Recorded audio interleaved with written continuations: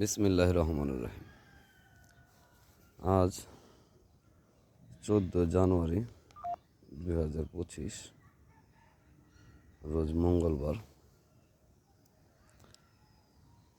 আজ বড় দুঃখ ভারাক্রান্ত মন নিয়ে আপনাদের মাঝে আমি আব্দুল হক, আমাদের কৃষির একজন উদ্যোক্তা।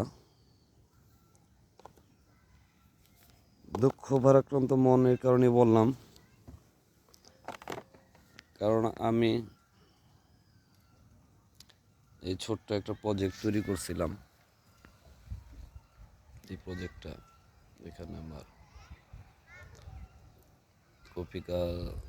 কফি বুনছিলাম, মোটামুটি 2-2.5 হাজারের মতো। তা আলহামদুলিল্লাহ, আল্লাহ তাআলা ফসল দিছে আমাকে, যথেষ্ট পরিমাণ ফসল হয়েছে। ও 5টা পালং শাক, খুব সুন্দর হয়ে পালং শাক গজাইছে। আল্লাহ তাআলা দিছে ফসলের দিক দিয়ে আমাকে, আলহামদুলিল্লাহ। এদিকে আবার বাজারে যে ধসের কারণে বাজারজাত করা অনেক কষ্ট হচ্ছে। যেখানে শহরে লেবার নিয়ে কাজ করতে গেলে আমার যে এখানে কস্টিং হয়েছে, তাতে আমার এক একটা কপিতে আনুমানিক হিসাব করতে গেলে 12 থেকে 15 টাকা আমার এক একটা কপিতে খরচ পড়ছে। অতীব দুঃখের সাথে বলতে হইতেছে, এই 12 টাকা থেকে 15 টাকা খরচ করে যে সুন্দর এক একটা কফির ওজন 2.5 থেকে 3 কেজি, 2 কেজির নিচে আর কি নাই। যে কফিটা আমরা কাটতেছি, 2 কেজির নিচে কোনো কফি হয় না। তবে 2 থেকে 2.5 কেজি, এর উপর অ্যাভারেজে 2.5 কেজি, আপনি 2 কেজি থেকে 2.5 কেজি ধরতেই পারেন।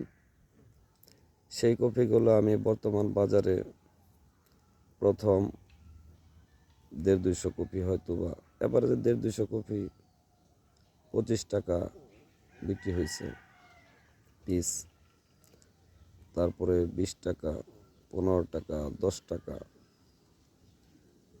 তো সবশেষে দেখা গেছে বর্তমান যে পরিস্থিতি, আমার বিক্রি 15 টাকা অ্যাভারেজে, এর বেশি আসবে না। যে কফিগুলা আমি এখন বর্তমান বাজারজাত করতে গেলে, 100 কপি কাটতে গেলে দেখা গেছে 2 থেকে 3 জন লোক লাগে। কারণ যত লোক থাকবে তত তাড়াতাড়ি বাজারে নেওয়া যাবে। আর লোক কম থাকলে কফি কাটতে হয়, ক্ষেত থেকে কফি বের করতে হয়, বের করে তারপরে আনতে হয়।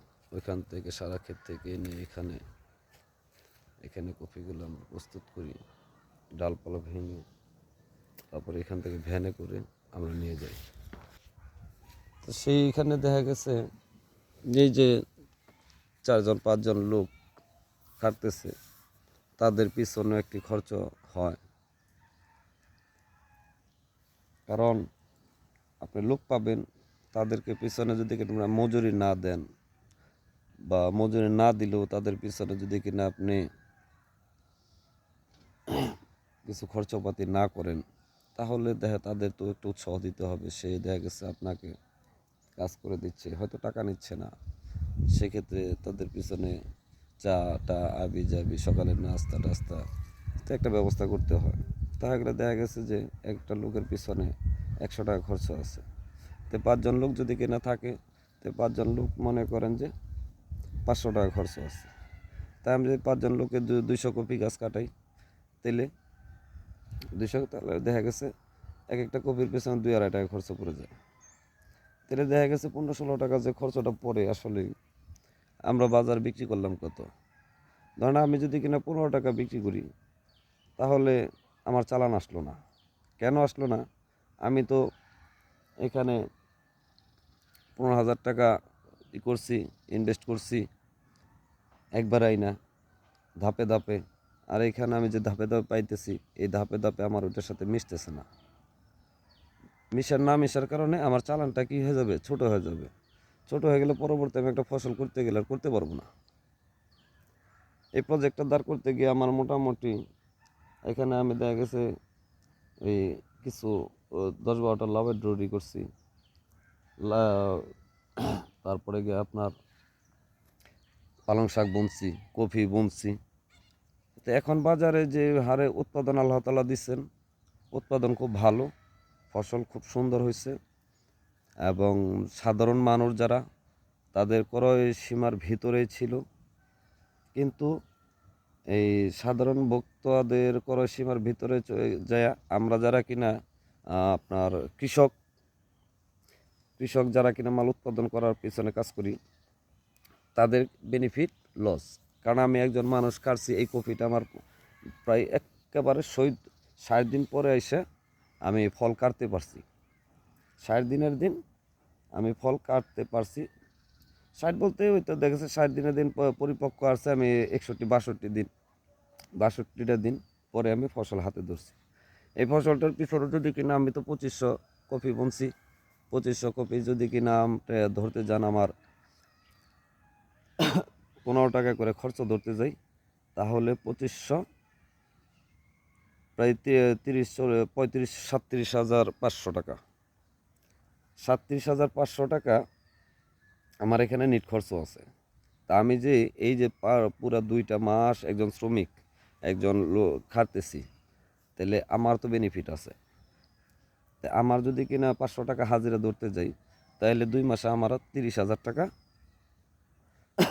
2 মাসে আমার 30,000 টাকা মজুরি আছে।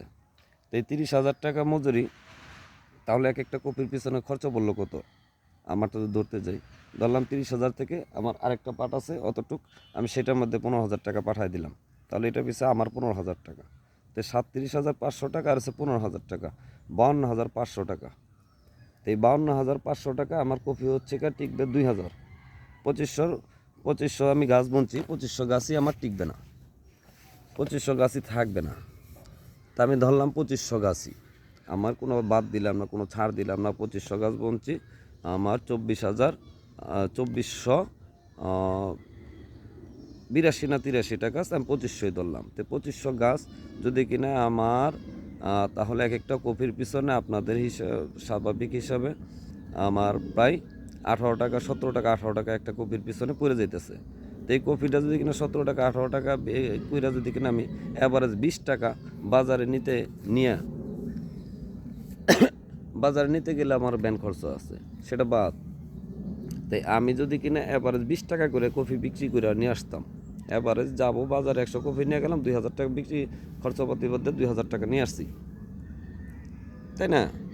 তাহলে দেখা গেছে 20 টাকা করে টিকলে আমার চালানটা, আমার পরিশ্রম বাদ দিয়ে আমার যে চালানটা করছি, আমি সেই চালানটা, আমার শ্রমিকের বেতনটা পাইছি, আমার চালানটাও পাইছি। পরবর্তী আমি আরেকটা ফসল করে আমার জন্য আগ্রহ আসবে, তাই না? এখন যদি কিনা আমি বাজারে জাত না করতে পারি, কারণ চতুর্দিক উৎপাদন হয়েছে, এখন আমি অন্য একটা, কারণ আমি তো সিজনাল ফল ধরছি। এই সময় দেখা গেছে সকল সবজি, আপনি দেখুন সকল সবজি আল্লাহর রহমতে খুব সুন্দর, এত সুন্দর ফসল ফলন হয়েছে, প্রত্যেকটা কৃষকের মুখে ফসল দেখে হাসি ফুটছে, এবং বাজারে নিলেও মানুষ খুব পছন্দ করছে, পছন্দসই ফসলটা। কিন্তু কৃষক কিন্তু তার মূল্যটা পাইল না, না পাওয়ার কারণে কি হলো, আমি আমার বেতন পাইলাম না, আমার এখানে যে চালান খাটাইছি সে চালানে আমার লস। তাহলে আমি কি করব, আমার অটোমেটিক বেকার হয়ে আসতে হবে, তাই না? এখন বেকার হয়ে গেলে আমার আর কী করণীয় আছে?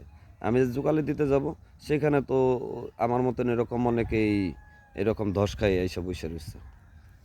তাহলে আসলে আমাদের বাজার কোথায় ধ্বংস হইতেছে এটা আপনারাই জানেন, আপনারা বোঝেন যে উৎপাদন, কারণ আমাদের যে কর্মসংস্থান, আমাদের দেশে যে কর্মসংস্থানের যে অবস্থা, সেই অবস্থানে